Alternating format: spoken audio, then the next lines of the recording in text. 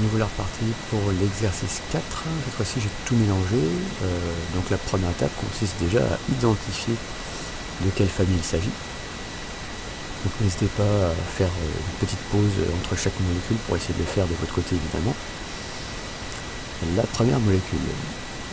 On a un C double O ici. Et donc il est tout à la fin. Ça peut ressembler à pas mal de molécules. C double O, il y a les acides, il y a les cétones, les aldéhydes, il y a les chlorures d'acide, bref, il y en a plein. Mais C double O, sans autre oxygène, sans chlorure, tout ça, et tout à la fin, c'est forcément un aldéhyde. Ce qui fait que la molécule, sa nomenclature, c'est alcane al. Donc on va chercher le nom de l'alcane, puis ensuite rajouter un al à la fin. La plus longue chaîne carbonée, attention, j'ai mis un petit piège, à partir d'ici, là vous avez un seul carbone, là vous en avez deux, donc la plus longue chaîne carbonée commence ici, 1, 2, 3, 4, 5, 6, 6 atomes de carbone. Pas la peine de dire où se trouve l'aldéhyde, puisque forcément il est à la fin. Donc c'est de l'hexane al, et sur le carbone numéro 1, 2, 3, 4, nous avons un méthyle. 4 méthyle hexane al. La deuxième molécule ici, nous avons un OH quelque part dans la molécule, c'est donc un alcool. On peut remarquer qu'il y a une double liaison, donc ce n'est pas un alcane mais un alcène. Il faut faire attention lors du nommage de la molécule. Il y a 1, 2, 3 atomes de carbone. Évidemment, on met le petit nom pour la fonction, comme toujours. Donc, c'est un prop avec un ol à la fin, donc sur le numéro 1, ici. Et sur le numéro 2, il y a la double liaison, donc l'alcène. Nous avons donc un prop, 2N, 2N, un ol. Prop 2N, un ol.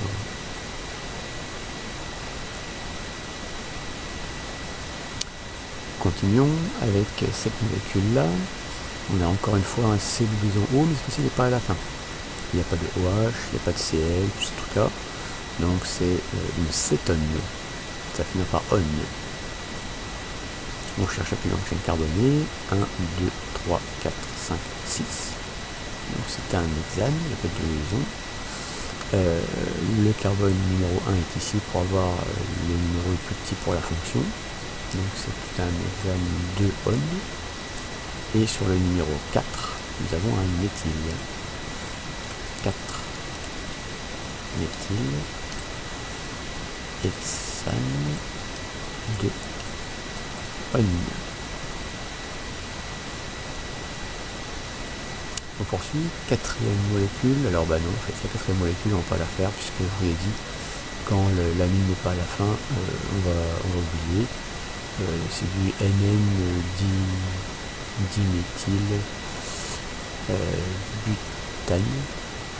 butanamine. Voilà, peu importe. Je vous ai dit, c'est là on va. Alors, celle-ci, il faut s'accrocher. C'est pas compliqué, mais c'est très long. D'abord, on identifie la chaîne la plus longue. On pourrait commencer de là, donc il faut bien chercher, il ne faut pas se tromper. La plus longue chaîne carbonée, c'est soit on part d'ici et on va jusqu'à là, soit on part d'ici, on va jusqu'à là. Ça revient même, il y a 2 atomes de carbone, 2 atomes de carbone. C'est pas ça le problème, sauf qu'on voit qu'il y a ici une double liaison, donc on va de préférence la mettre dans la chaîne carbonée principale, et ça va être ceci, notre ramification. On pourrait théoriquement, enfin il pourrait y avoir aussi une double liaison là, ça va encore complexifier les choses, je n'ai pas voulu le faire. Donc toujours mettre le maximum de fonctions dans la chaîne principale, si c'est la plus longue évidemment. Donc là on avait le choix, on prend ce morceau là comme chaîne principale. Il y a 1, 2, 3, 4, 5, 6, 7 atomes de carbone. Donc ça va être un nept. Comme c'est un alcène, on voit qu'il y a des doubles liaisons, heptène. Il va falloir préciser la position de chaque double liaison et aussi la position de la ramification. Pour numéroter, on voit que si on commence à numéroter ici, ça va faire pour les alcènes un numéro 1, 3 et 5. Si on commence à numéroter ici, ça va faire 2, 4 et 6. Donc, comme toujours, on cherche à avoir les numéros les plus petits possibles. Donc on va commencer à numéroter ici. 1, 2, 3, 4, 5. La ramification est au numéro 5. Alors allons-y doucement. On a du 5. C'est un éthyle, la ramification. 5 éthyles. On a dit que la chaîne la plus longue comportait 7 carbones. Donc c'est un hept. Et là, on va indiquer où se trouve chaque double liaison. Il y a sur le 1, sur le 3 et sur le 5. N. 5 éthyles, hept 1, 3, 5, N. D'accord?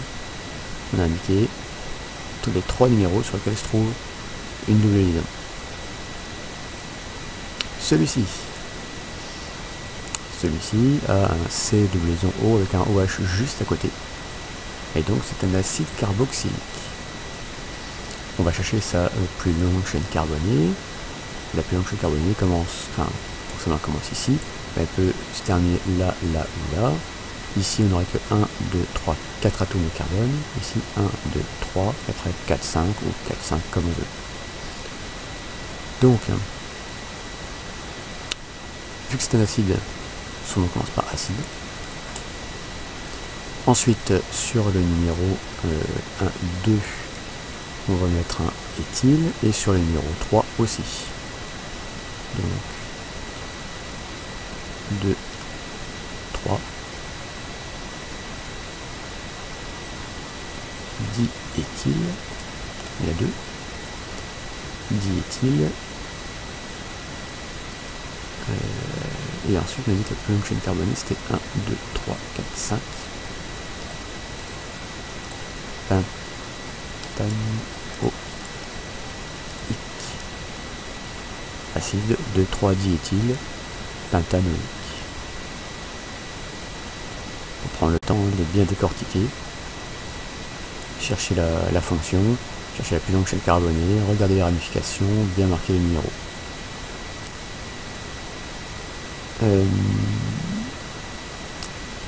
Alors éventuellement là j'aurais pu marquer triène si on veut. On n'a pas, en général on ne fait pas.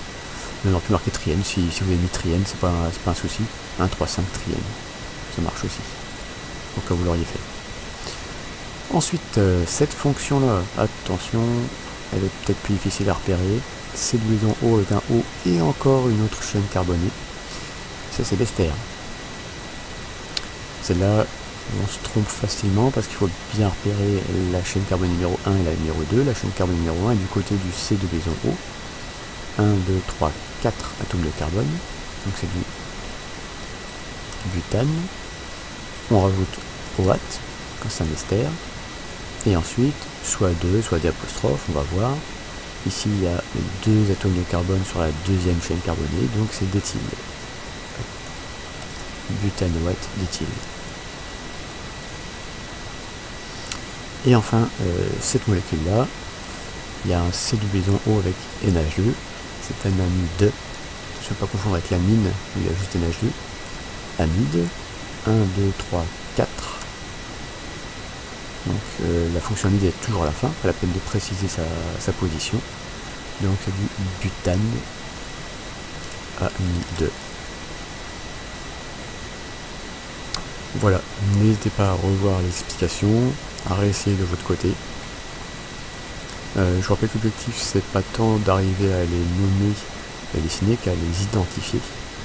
Donc entraînez-vous un petit peu, on reverra un petit peu quelques exemples en classe.